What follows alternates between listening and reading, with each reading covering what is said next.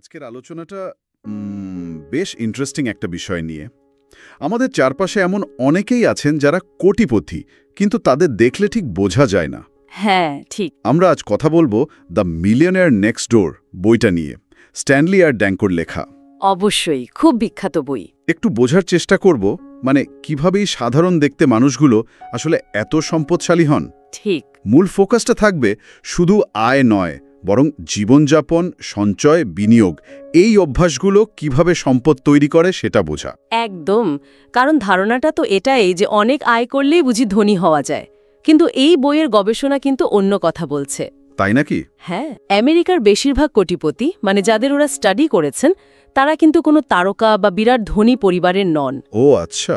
তারা বরং সাধারণ পেশার মানুষ, ধরুন ডাক্তার, শিক্ষক বা ছোটখাটো ব্যবসায়ী। তাদের আসল শক্তিটা কিন্তু উচ্চ আয় নয়। তাহলে কি? তাদের আসল শক্তি হল আয়ের একটা বেশ বড় অংশ নিয়ম করে জমানো আর সেটাকে ঠিক জায়গায় বিনিয়োগ করা। বইয়ের শুরুতেই এটা স্পষ্ট। তার মানে বেশি আয় না করেও ধনী হওয়া সম্ভব, এই ব্যাপারটা এখানেই তো আসছে মিতব্যয়িতা বা ফ্রুগালিটির বিষয়টা, তাই না? হ্যাঁ, ঠিক। কিন্তু অনেকের কাছে তো মিতব্যয়িতা মানে একটু খরচে কার্পণ্য করা, জীবনটাকে ঠিক উপভোগ না করা। বইটা কি এইভাবেই দেখছে? না না, এটা খুব ভালো প্রশ্ন। বইটা কিন্তু মিতব্যয়িতাকে কৃপণতা বলছে না। আসলে এটা হলো একটা প্ল্যানিং, মানে বুঝে শুনে খরচ করা। বুঝে শুনে খরচ করা? হ্যাঁ, মানে অপ্রয়োজনীয় খরচ বা লোক দেখানো বিলাসিতা এড়িয়ে চলা, নিজের আর্থিক লক্ষ্যের দিকে ফোকাস রাখা। আচ্ছা। এর মানে কিন্তু এই নয় যে জীবনটাকে উপভোগ করা যাবে না, বরং তারা আসলে টাকা বাঁচানোর থেকে বেশি গুরুত্ব দেন সময় আর শক্তিকে। সময় আর শক্তি কিভাবে? মানে এই দুটোকেও তারা মূল্যবান সম্পদ মনে করেন। সেগুলোকে কোথায় কিভাবে ব্যবহার করছেন সেটা নিয়ে পরিকল্পনা করেন। বাজেট করা, খরচের হিসেব রাখা, ভবিষ্যতের জন্য প্ল্যান করা, এগুলো প্রায়োরিটি পায়, তাৎক্ষণিক শখ বা বিলাসিতা নয়। তার মানে ওরা আসলে দীর্ঘমেয়াদী একটা মানসিক শান্তি কেনেন বলা যেতে পারে। একদম, খুব সুন্দর বলেছেন। ব্যাপারটা খরচের পরিমাণ নিয়ে নয়, খরচের ধরন আর উদ্দেশ্য নিয়ে। এখানেই বোধহয় পরের পয়েন্টটা আসে, ওই যে দামি গাড়ি, ব্র্যান্ডের জিনিস, এগুলোর মাধ্যমে নিজেকে জাহির করার চেষ্টা। হ্যাঁ, বইটাতে তো বেশ জোর দিয়েই বলা আছে, স্টেটাস সিম্বলস ডেস্ট্রয় ওয়েলথ। মানে স্টেটাস দেখাতে গিয়ে লোকে আসলে নিজেদের আর্থিক ক্ষতি করে ফেলে। ঠিক। এটাই তো সাধারণ মানুষ আর এই পাশের বাড়ির কোটিপতিদের মধ্যে একটা বড় মানসিকতার ফারাক। কিরকম?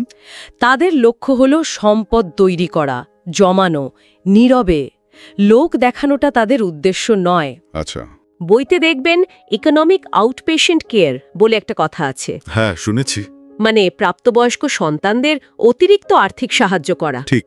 লেখকরা কিন্তু এর বেশ সমালোচনা করেছেন, কারণ এতে অনেক সময় সন্তানরা আর্থিকভাবে স্বাবলম্বী হতে শেখে না, দায়িত্ব নিতে শেখে না।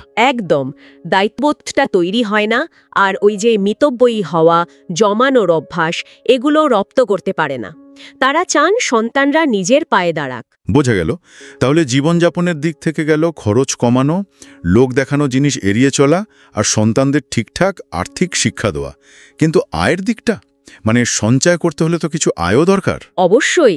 আলোচনাটা তো শুধু খরচ কমানো নিয়ে নয়, এখানেই আসছে আর একটা গুরুত্বপূর্ণ বিষয়, নির্দিষ্ট ক্ষেত্রে দক্ষতা অর্জন, মানে নিশ স্পেশালাইজেশন।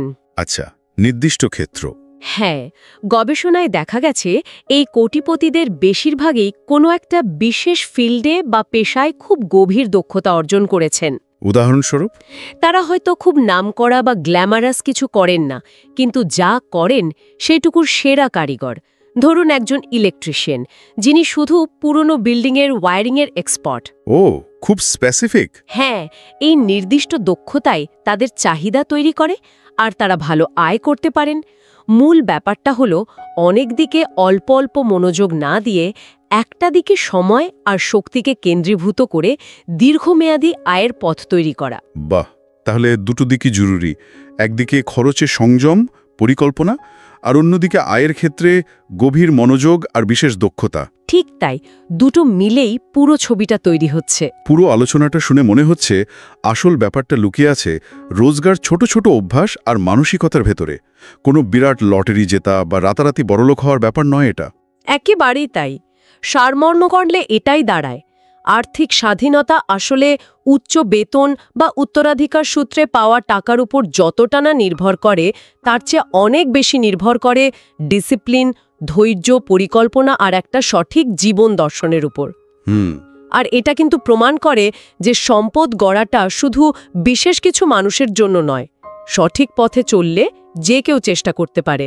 তাহলে আজকের আলোচনা থেকে একটা প্রশ্ন মনে আসছে, যদি এই লোক দেখানো খরচ বা স্ট্যাটাস সিম্বলগুলো সত্যি সম্পদ জমানোর পথে বাধা হয় আর আসল ধনীরা সেগুলো এড়িয়ে চলেন, তাহলে তাদের জীবন থেকে আইডিয়া নিয়ে আমরা নিজেদের জীবনে খরচের বা হয়তো সঞ্চয়ের এমন কোনো একটা ছোট কিন্তু বাস্তবসম্মত পরিবর্তন আজই আনতে পারি, যেটা হয়তো আর্থিক স্বাধীনতার পথে আমাদের প্রথম পদক্ষেপ হবে।